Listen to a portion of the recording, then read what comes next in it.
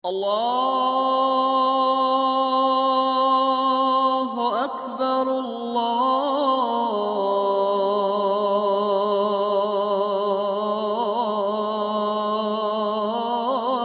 الله أكبر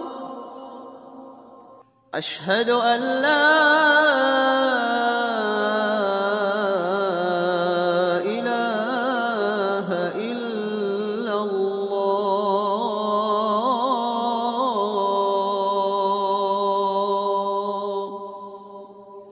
أشهد أن محمدا رسول الله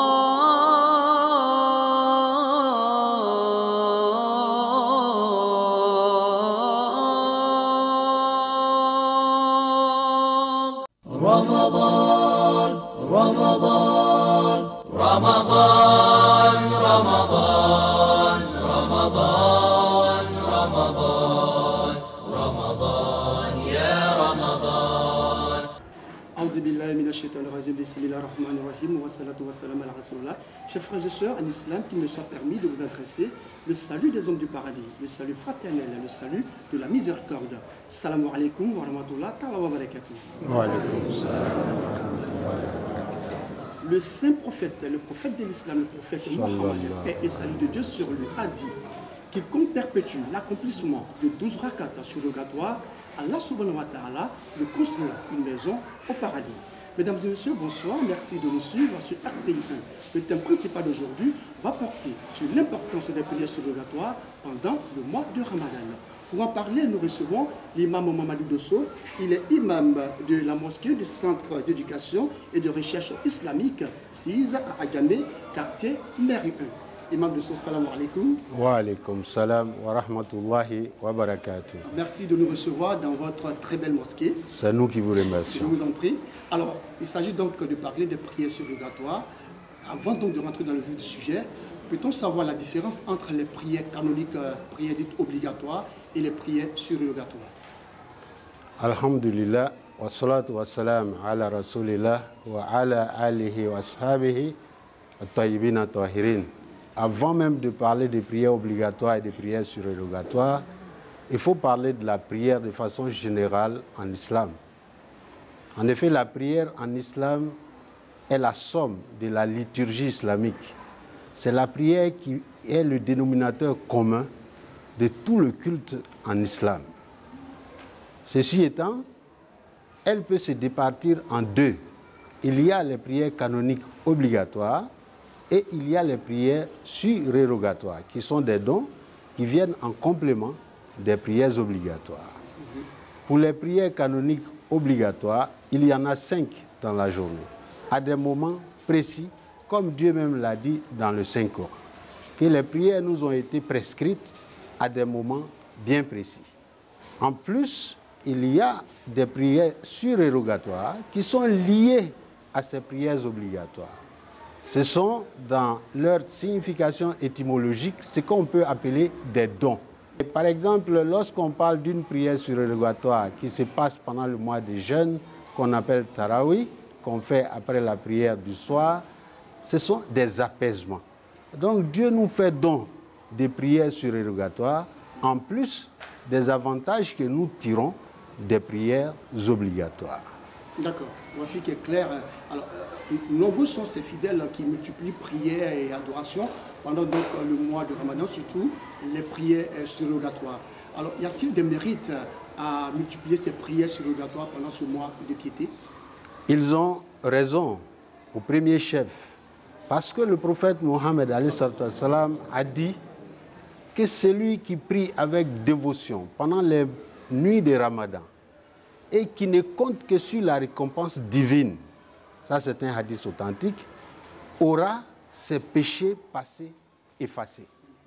Donc en priant pendant les nuits du Ramadan, nous ne faisons que respecter cette sentence prophétique. En plus, le prophète lui-même, alayhi salatu wassalam, priait toutes les nuits de Ramadan. Mais la dernière décade, non seulement il priait, mais il réveillait tous les membres de sa famille qui étaient en capacité de prier pendant toute la nuit. Donc, en priant pendant la nuit du Ramadan, nous ne faisons qu'imiter le bon exemple que nous a laissé Mohammed alayhi salam, et nous en avons des mérites. Alors, il y a beaucoup de mérites, comme vous le dites. Alors, mais pourquoi justement multiplier ces prières-là? C'est vrai qu'il y a des mérites. On peut savoir un peu ces mérites-là? C'est simple. Lorsque vous avez un mérite à faire une seule prière, comprenez, qu'en multipliant le nombre de prières, vous multipliez les mérites qui viennent à vous. C'est tout simplement pour cela que pendant le Ramadan, les musulmans, non seulement ils prient dans la journée, mais aussi ils en ajoutent un peu plus la nuit du Ramadan. Donc nous allons parler du nombre. Selon la tradition du prophète, on peut citer au moins 3. Il y en a, selon les hadiths, qui disent que le prophète a fait 11 rakas, y compris le shaf et witr. Ça veut dire que ça fait 8 rakas. Il y en a qui ont dit qu'il a fait 10 rakas de tarawih, mais 10 rakas de tahajjud. Ça fait 20 rakas. Il y en a aujourd'hui, dans les écoles malikites, qui font 20 rakas chaque nuit de Ramadan, en plus de Isha et de Shaf et Witr.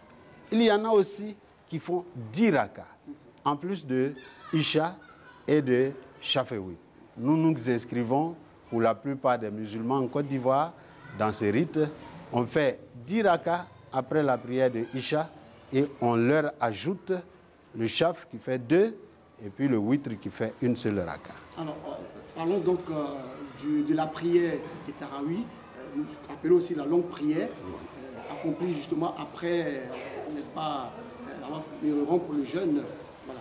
Dites-nous, Imam Dosso, est-ce que cette prière est méritoire, la prière de Tarawih? Le prophète, pour initier cette prière, la première nuit, il est sorti, il a prié et il a constaté que des musulmans étaient là pour prier avec lui. La deuxième nuit, il y a eu plus de musulmans qu'il y en avait la première nuit. Et la troisième nuit, il n'est pas sorti.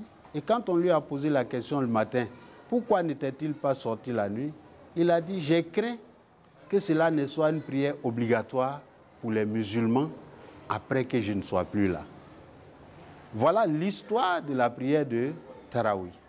Mais lorsque Amir al-Mouminin, Omar ibn Khattab, radiallahu anhu, lorsqu'il va venir aux affaires, lorsqu'il va faire son califat, c'est lui qui viendra à la mosquée une nuit de Ramadan, bien sûr, et il verra qu'il y en a qui prient seuls, d'autres prient en groupe, et il les a mis ensemble et il leur a demandé de se faire diriger par un imam. Nous avons dit tantôt que la prière est le dénominateur commun de la liturgie islamique. Comment voulez-vous jeûner? Comment voulez-vous avoir les mérites de ce mois béni du Ramadan et avoir peur de prier? Le prophète dit, c'est lui qui prie toutes les nuits du Ramadan. C'est lui qui prie la nuit du Ramadan. Avec pour espoir la récompense de Dieu seul. Dieu pardonne ses péchés passés. Ne voulons-nous pas que Dieu pardonne nos péchés passés? Si, je pense que ceux qui ne peuvent pas faire 10 rakas, et je ne pense pas que quand on est en bonne santé, qu'on ne soit pas capable de faire 10 rakas. Les moins rapides font 30 minutes.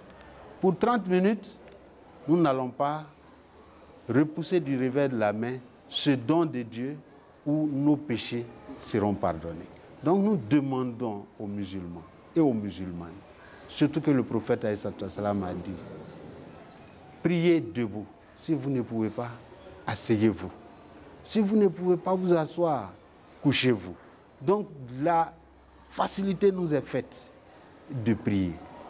Mais regardez la prière et ne pas la faire parce qu'on a peur de se tenir debout, je pense qu'il faut chercher la cause ailleurs. Il faut pouvoir conseiller aux musulmans que le mois béni du Ramadan n'est pas un mois, excusez-moi du terme, de bouffe. C'est un mois d'adoration. C'est un mois de partage. C'est un mois de recueillement. C'est un mois de bénédiction. C'est un mois de miséricorde. Certainement, si nous avons diminué un peu ce que nous mettons dans le ventre, cela va nous permettre d'avoir un peu plus de courage d'adorer Dieu. Et nous ne sommes pas sûrs de pouvoir observer autant de mois de Ramadan que nous le voulons. C'est un cadeau que Dieu nous fait en pardonnant nos péchés passés si nous prions sincèrement la nuit. Alors, toujours parlant de la prière des terroristes, c'est vrai que vous venez, n'est-ce pas, de donner les mérites de cette prière. Vous dites que c'est une prière, je vais dire surrogatoire, donc oui. pas une prière obligatoire. Tout à fait. Alors, vu que c'est une prière surrogatoire, est-ce que le fidèle est obligé, justement, de l'accomplir? J'allais dire une obligation morale. Le fidèle est obligé, de par sa foi, de prier Dieu pendant les nuits de Ramadan, ne serait-ce que pour se faire pardonner ses péchés. Le fidèle est obligé de façon morale de prier Dieu. Mais ça n'a pas la même valeur que la prière du soir, Isha. Ça n'a pas la même valeur que la prière de Maghrib. Ça n'a pas la même valeur que la prière de Asr. Ça n'a pas la même valeur que la prière de Zour, encore moins celle de Soub. Mais c'est une prière méritoire. C'est un don que Dieu nous fait. Alors, on ne repousse pas les dons de Dieu. Tout à fait. Alors, Imam Dosso, certains fidèles même ont surnommé, en malinqué, je veux dire, on l'appelait l'Odjan. L'Odjan, dans le fait de s'arrêter pendant longtemps.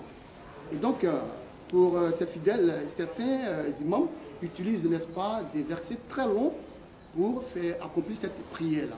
Alors, ils trouvent cela vraiment, justement, fatigant. Coupons la poire en deux. Oui. Disons aux fidèles de ne pas être tièdes dans l'adoration. Mais en même temps, nous faisons un clin d'œil aux imams. Quand nous prions, nous devons savoir que derrière nous, il y a des fidèles qui sont vulnérables, qui ne peuvent pas s'arrêter pendant longtemps. Il faut penser à ces fidèles. C'est pourquoi, dans la tradition musulmane, par exemple, il est dit, il y a des imams qui ont pu faire 8 rakas en récitant toute la sourate Baqara. Alors, nous ici, au vu de l'âge des fidèles, au vu de leur capacité à tenir debout pendant longtemps, au vu de toutes nos conditions de vie, au vu même des conditions de la mosquée, où quelquefois, convenez avec moi, il fait très chaud, nous sommes sous les tropiques, il revient aux imams d'alléger ses prières.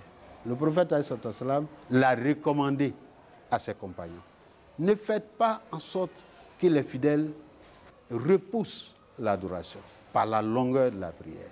Mais en même temps qu'on dit ça aux imams, nous disons aux fidèles musulmans que quand vous venez à la prière, la longue prière, comme vous le dites, venez vous arrêter. Si il arrive que vous êtes fatigué, vous ne pouvez pas supporter, asseyez-vous pour suivre. Cela est permis en islam. L'islam a laissé beaucoup d'ouverture. Mais ne pas faire cette prière parce qu'elle est trop longue, nous n'avons aucune raison de le faire. On vient à la mosquée. Lorsque la prière est longue et harassante, pour nous, parce qu'on est arrêté, alors on s'assoit.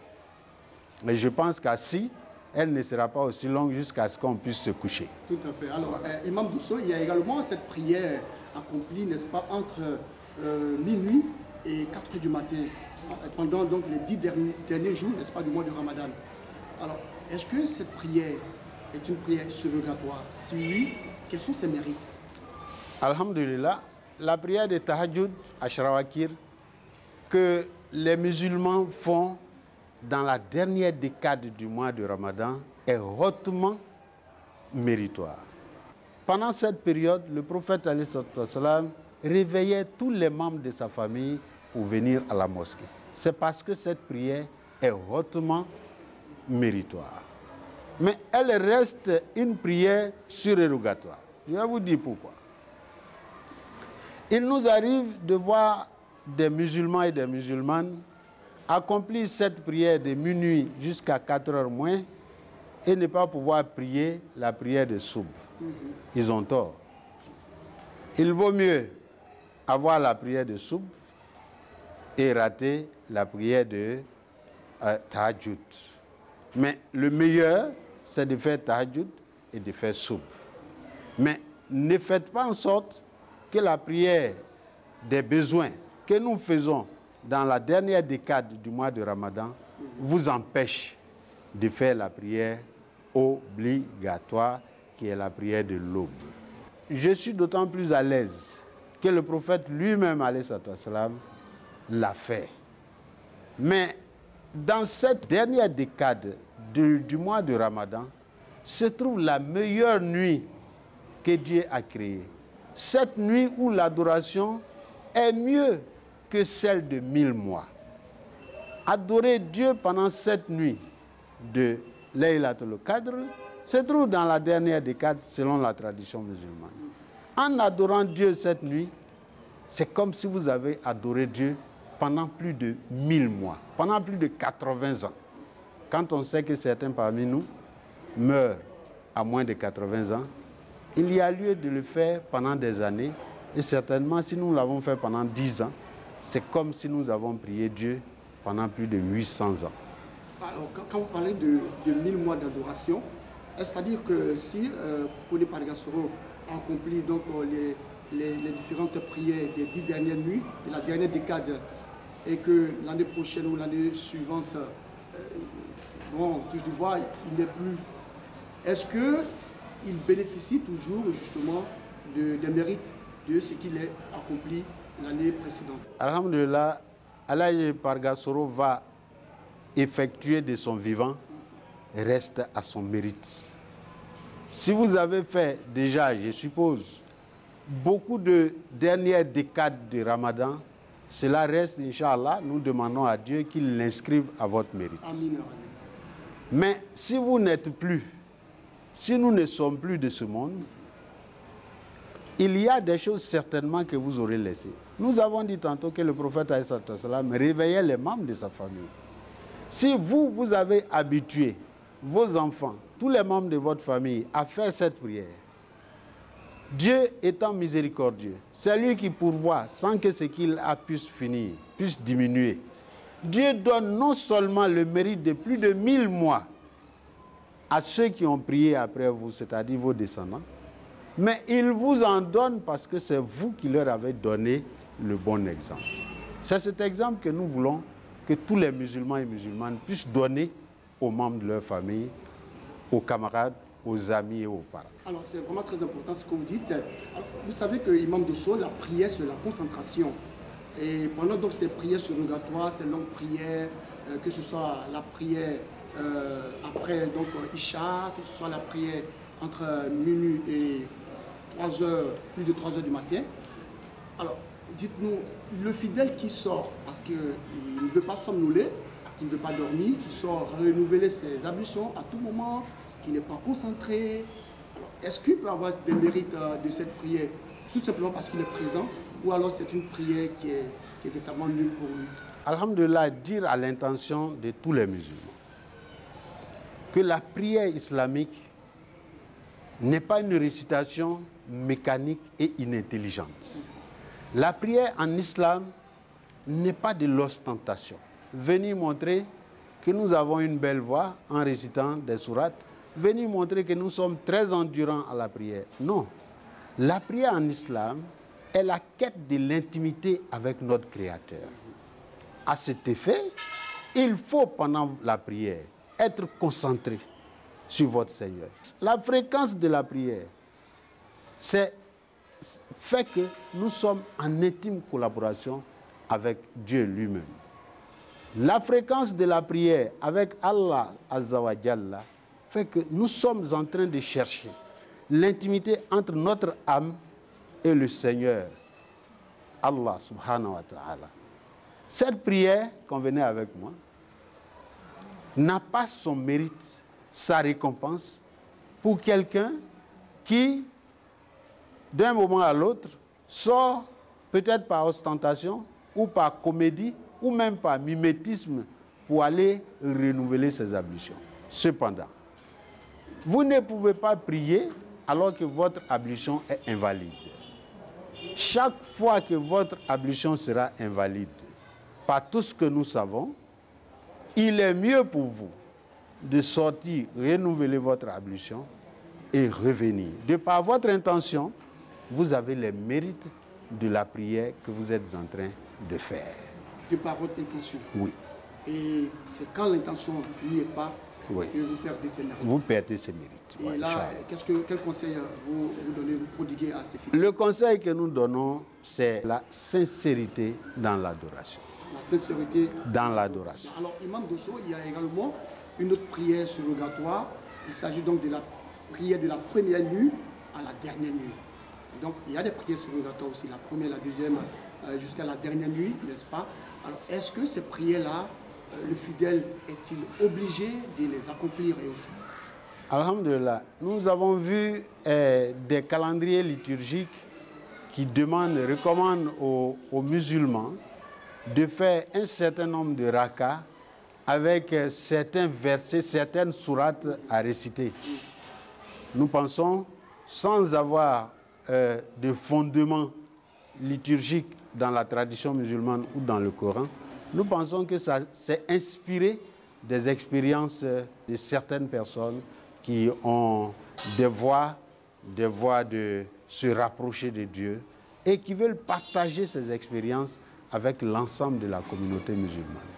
Ces prières sont encore aussi surérogatoires, j'allais dire un peu moins surérogatoires que celles qu'on a vu le prophète lui-même faire et celles qu'on a vu le prophète recommander de faire.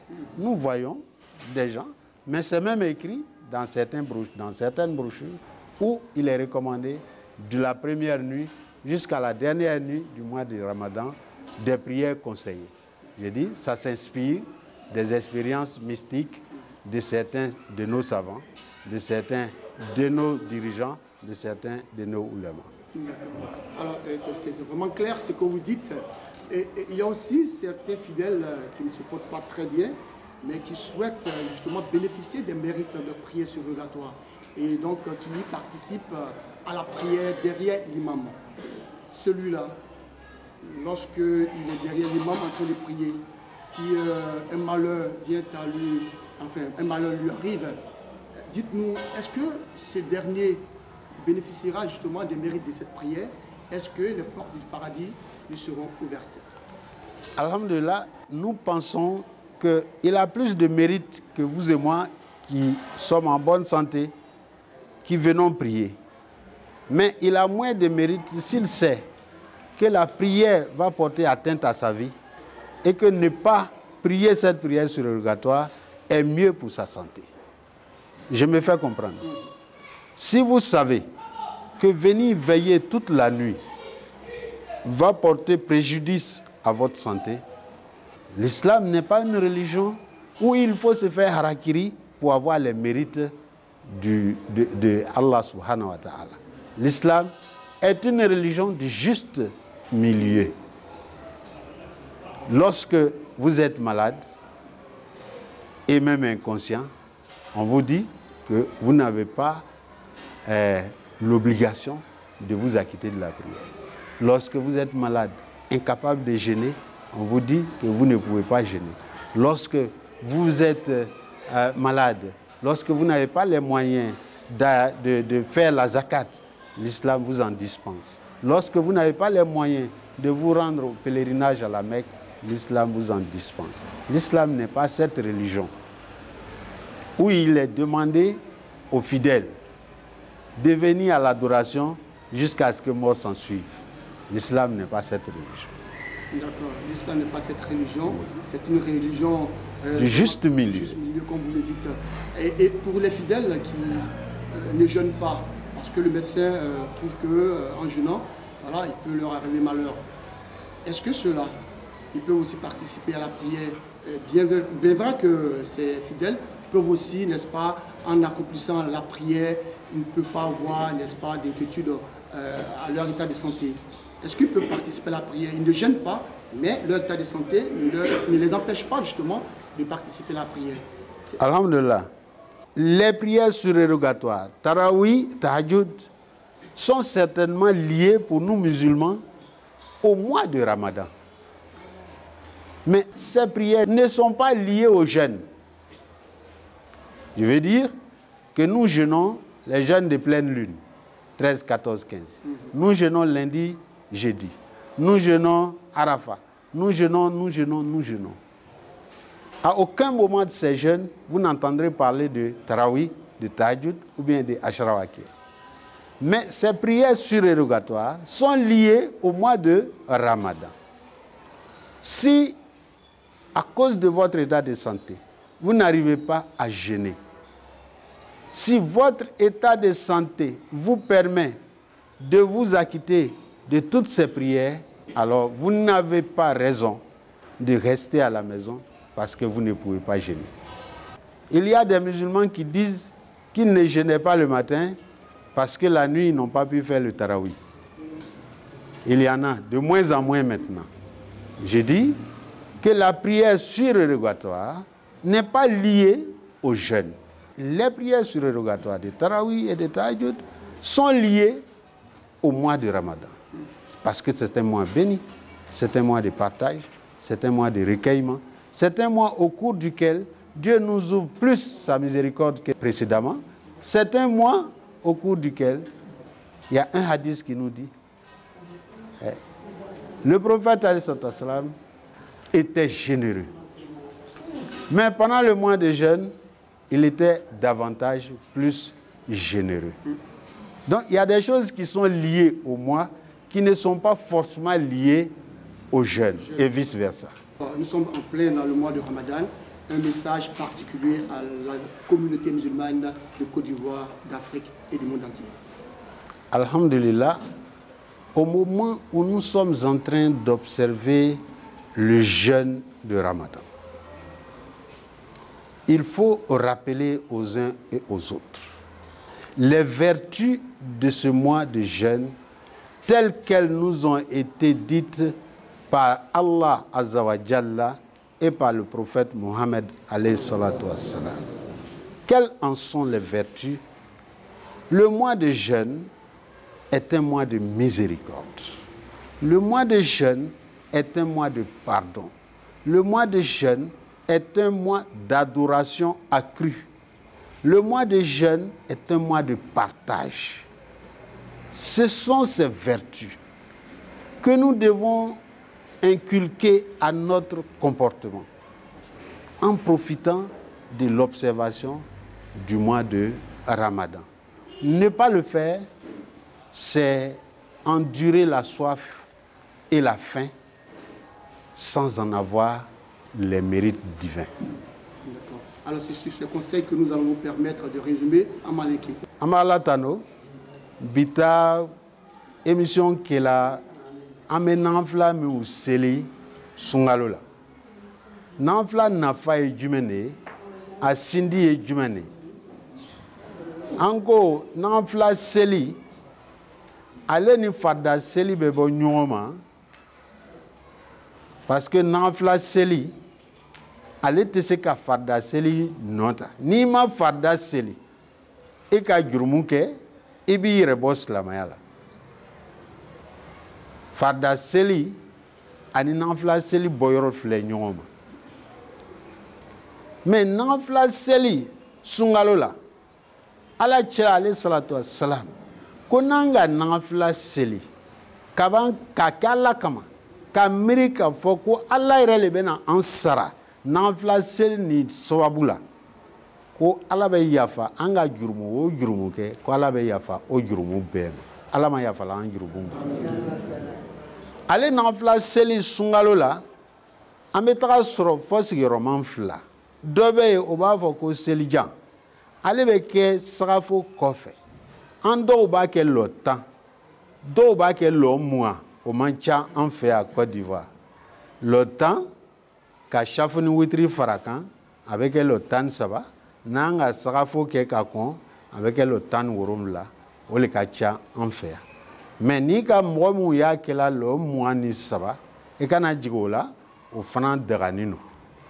Ni ka mɔgɔ min fana y'a kɛla lɔ 11 i kana jigin o la o fana daga la a bɛɛ nana suna ta sira fɛ naam ko mɔgɔw bɛ yen fana olu dɛsɛlen don o tɛ se ka nafila seli k'olu y'a kiti bɛ di an ko an bɛ dɔ fɔ olu ye mais an bɛ dɔ fɔ imamuw ye imamuw nafila seli tarawi lɔjan an y'a nɔgɔya mɔgɔw ma.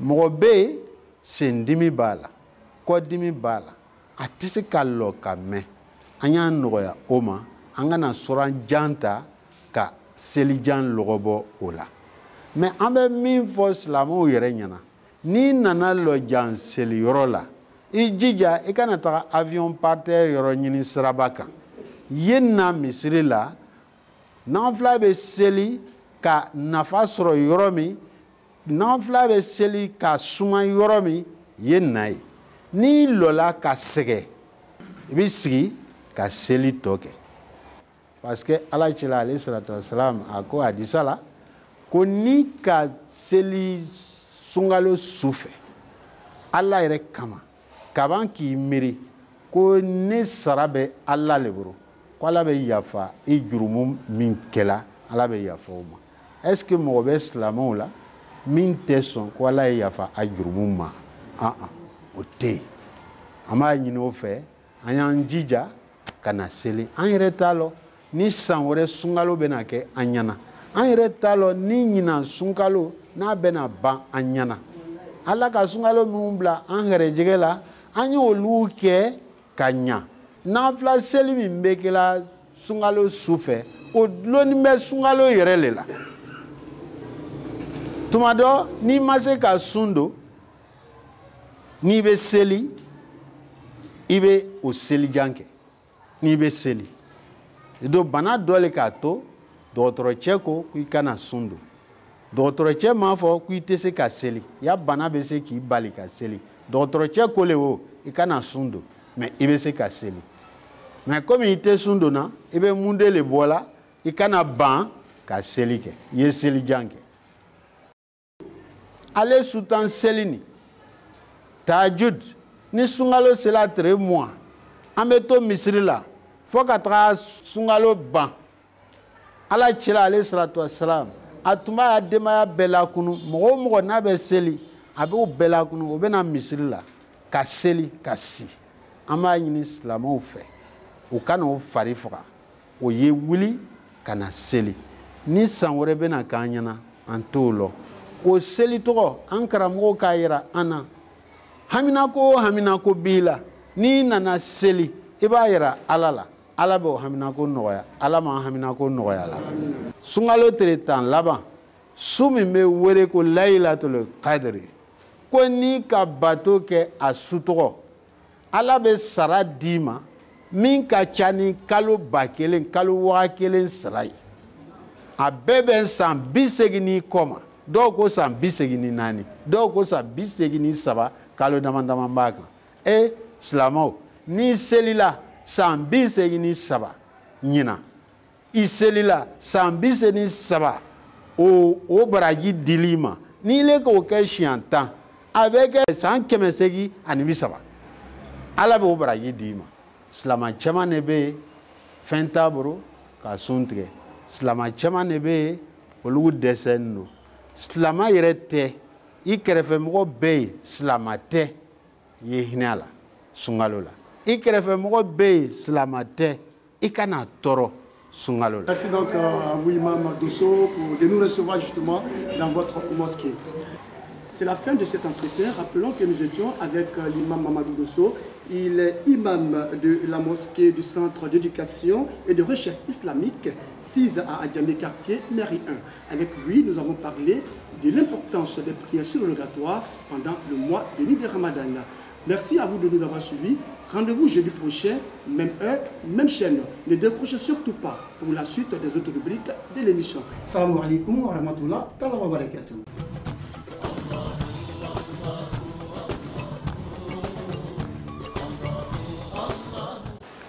الحمد لله الذي شرع لعباده الصيام لتهذيب نفوسهم وتطهيرهم من الآثام أحمده وهو المستحق للحمد وأشكره على نعم تزيد عن العد وأشهد أن لا إله إلا الله وحده لا شريك له في عبادته كما أنه لا شريك له في ملكه وأشهد أن محمدًا عبده ورسوله أتقى من صلى وصام وحج واعتمر وأطاع ربه في السر والجهر صلى الله عليه وعلى آله وأصحابه ومن سار على نهجه وتمسك بسنته إلى يوم الدين وسلم تسليما كثيرا أما بعد. Chers frères et sœurs en islam, que Dieu accepte notre prière, qu'il raffermisse notre foi. Chers frères et sœurs, nous, musulmans, si nous sommes sincères et que nous disons « Ashhadu an la ilaha illallah wa ashhadu anna Muhammadan Rasulullah sallallahu alayhi wa sallam », si cette attestation de foi est sincère en nous, nous devons louer le Seigneur Allah subhanahu wa ta'ala pour ses grâces qu'il fait pour nous pendant ces 3 mois qui se suivent. Chers frères et sœurs, Rajab est un mois sacré. Il nous a donné à profusion beaucoup de grâces. Et Rajab est suivi de Sha'ban.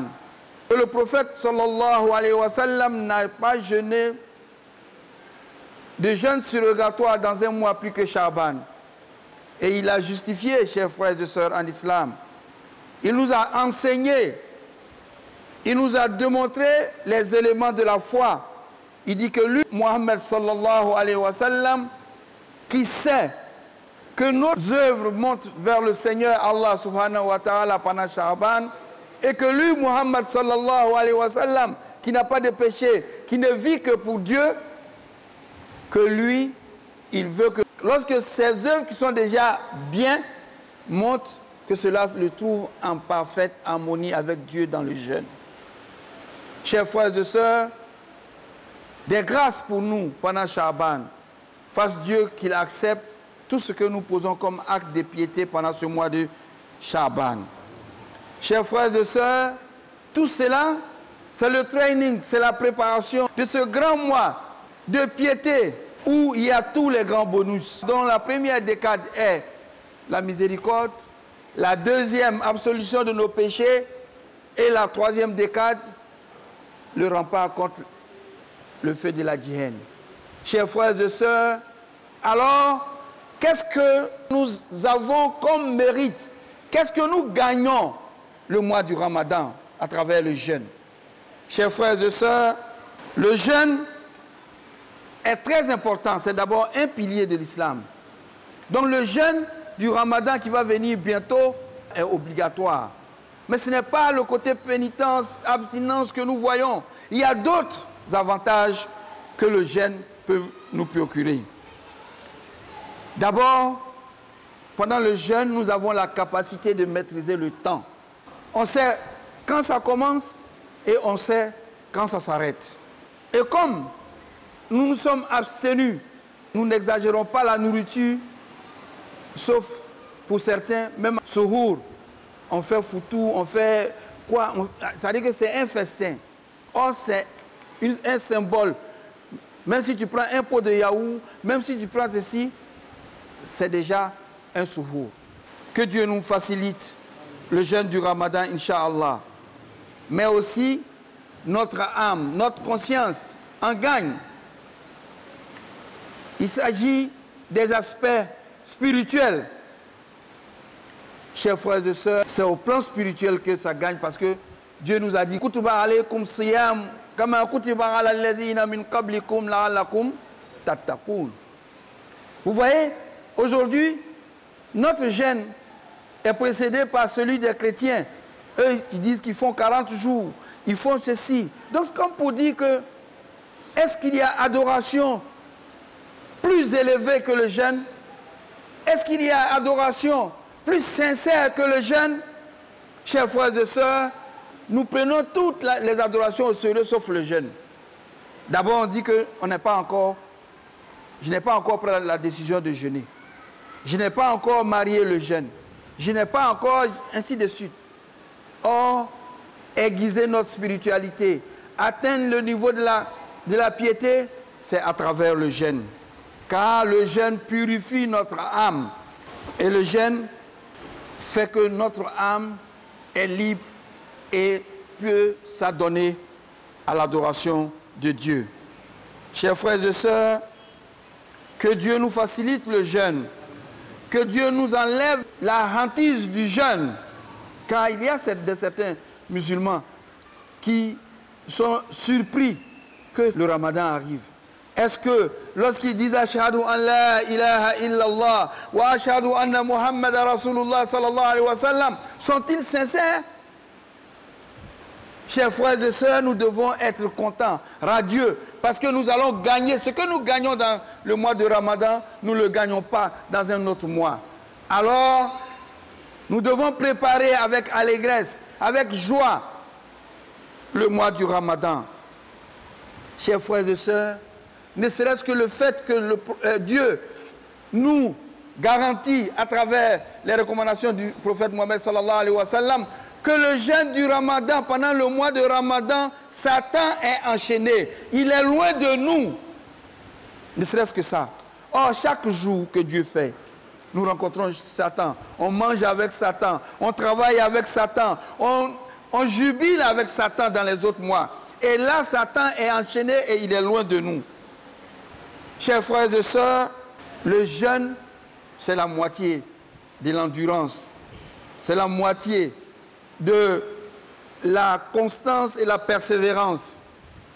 Quand nous disons en arabe sabr, ça prend endurance, ça prend patience, ça prend endurance et persévérance. Et le jeûne, c'est le prototype, l'exercice de tout cela. Quand vous jeûnez, y a-t-il d'actes plus sincères que ça? C'est toi-même qui dis, je ne vais pas manger, je ne vais pas boire, je ne vais pas avoir d'actes intimes pendant cette journée. Et je vais m'adonner à l'adoration de Dieu. Je vais lire le Coran, je vais faire de bonnes actions, je vais être social. C'est le jeûne du Ramadan qui nous permet d'avoir toutes ces qualités. Que le Seigneur Allah subhanahu wa ta'ala nous aide et que nous puissions, Inch'Allah, jeûner convenablement et avoir les mérites. Chers frères et sœurs, notre engagement chaque année, c'est pendant le mois de Ramadan. C'est d'un Ramadan à un autre. Il faut s'engager que ce Ramadan qui arrive là, je serai à la prière chaque jour, Maghrib, Tarawih.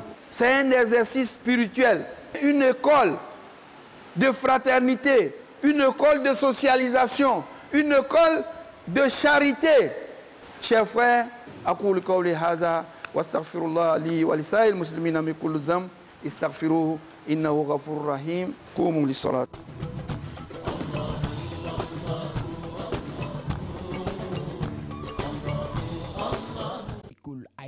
Cheikh Aïma Traoré Mamadou, président du COSIM, Conseil supérieur des imams des mosquées des affaires islamiques, n'est plus. Il a été rappelé à Dieu ce mardi 13 avril, premier jour du mois de Ramadan 1442 Hégire, selon un communiqué du COSIM. Le guide suprême de la communauté musulmane de Côte d'Ivoire avait succédé à feu Cheikh Aïma Boakari Fofana, son ami de longue date, le dimanche 17 mai 2020. Imam principal de la grande mosquée de la Riviera Golfe, il avait été désigné à l'unanimité par ses pairs à la tête du COSIM le vendredi 29 mai 2020. Il fut conseiller de l'ex-président du COSIM, Cheikh Aïma Boakari Fofana, depuis 2008 et officier de l'Ordre national de la République de Côte d'Ivoire. Cheikh Aïma Traoré Mamadou a été cadre de banque de 1972 à 1999. De 1973 à 1982, il fut enseignant de cours d'initiation à l'islam au lycée technique et au lycée Sainte-Marie d'Abidjan. Et de 1980 à 1983, il est enseignant de langue arabe à la faculté des lettres de l'Université nationale d'Abidjan. De 1993 à 1999, il est nommé secrétaire général du Comité national pour l'organisation du pèlerinage à la Mecque, CNOPM. Et durant la même période, il est membre fondateur du Conseil national islamique, CENI. Né à Korogo, au nord de la Côte d'Ivoire, Cheikh Aïma Traoré Mamadou part à 77 ans, laissant derrière lui une veuve et 5 enfants, mais aussi une communauté musulmane attristée. Cheikh, Imam, El Hadj, Aïma, que Dieu exalté soit-il, pardonne tes péchés et qu'il ait pitié de ton âme. Certes, Allah et ses anges prient sur le prophète. Ô vous qui croyez, priez sur lui et adressez-lui vos salutations. Sourate 33, verset 56. C'est ce qu'ont compris les guides religieux, les fidèles musulmans de l'association d'Alaï Kairat de Yopougon-Pobwe II, avec à sa tête son guide spirituel El Hadj Cheikhna Koulibaly. Réunis à l'occasion de la célébration de leur traditionnelle fête de Maoulid, ils ont multiplié la salade sur le saint prophète, le prophète Mohammed, paix et salut de Dieu sur lui. Une façon pour cette communauté de mettre en lumière l'importance, la valeur et les bonnes actions du prophète de l'islam, paix et bénédiction de Dieu sur lui. Quand on parle de la salade sur le prophète, on ne parle plus des tidjanites, on ne parle plus des chiites, on ne parle plus des sunnites. Donc d'abord, la communauté musulmane doit se unir.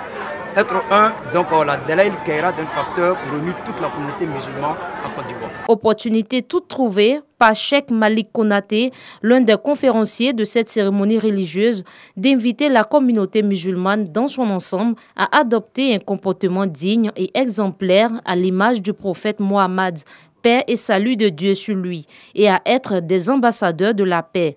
Le message de l'homme de Dieu, bien perçu par les fidèles et les parrains. Le prophète Mohammed sallallahu alayhi wa sallam est un modèle de la paix.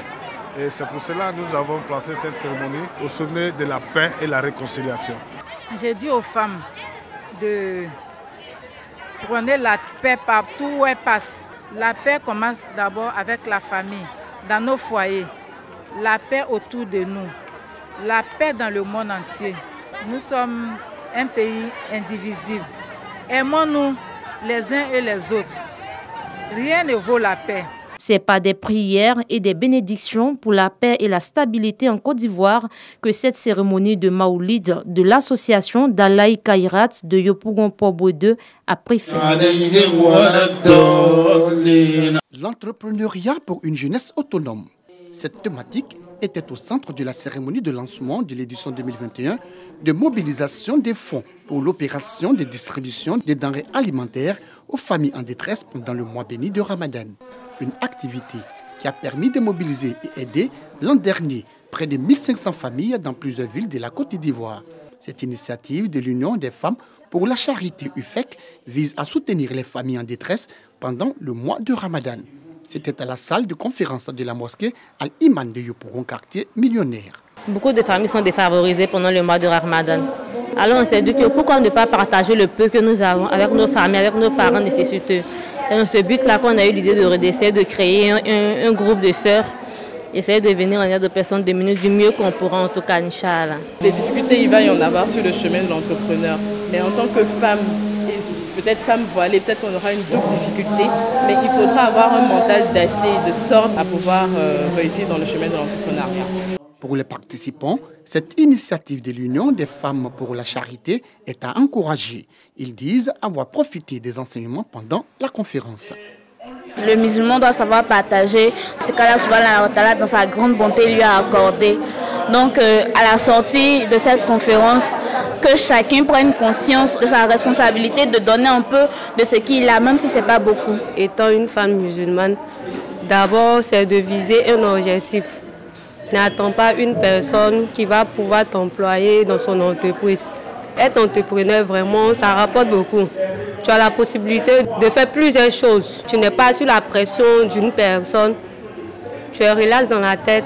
L'Union des femmes pour la charité UFEC est une association caritative à but non lucratif et apolitique.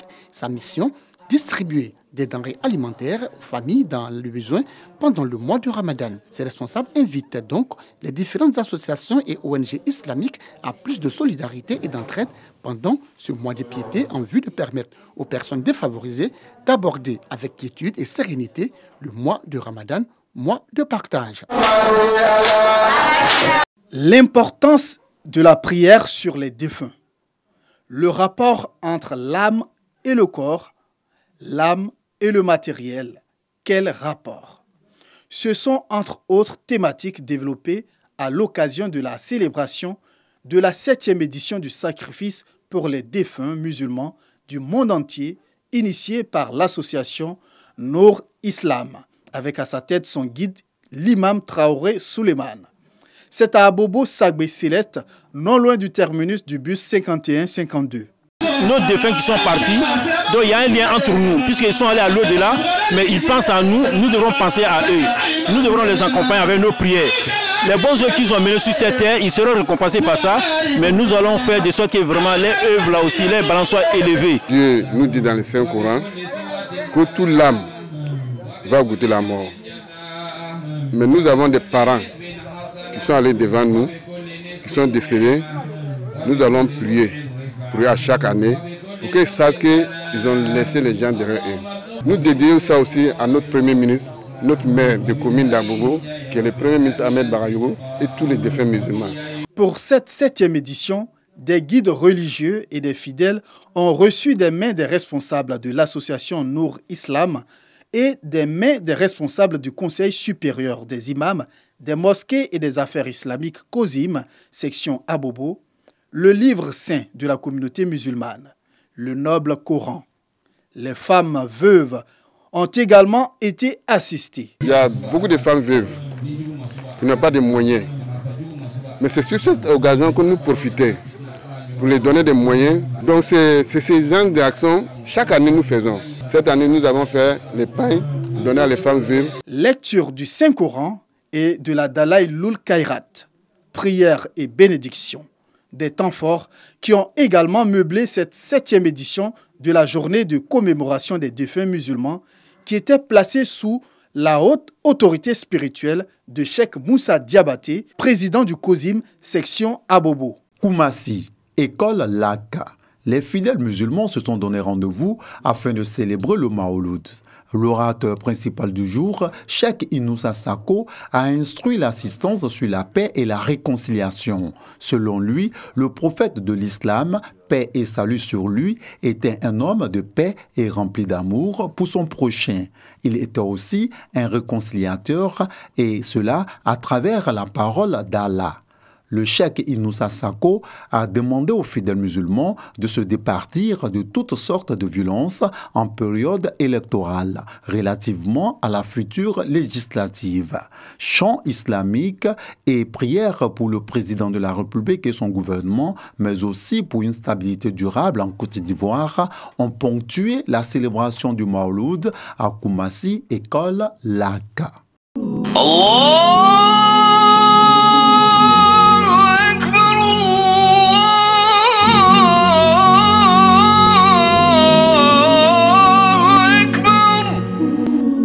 أشهد أن لا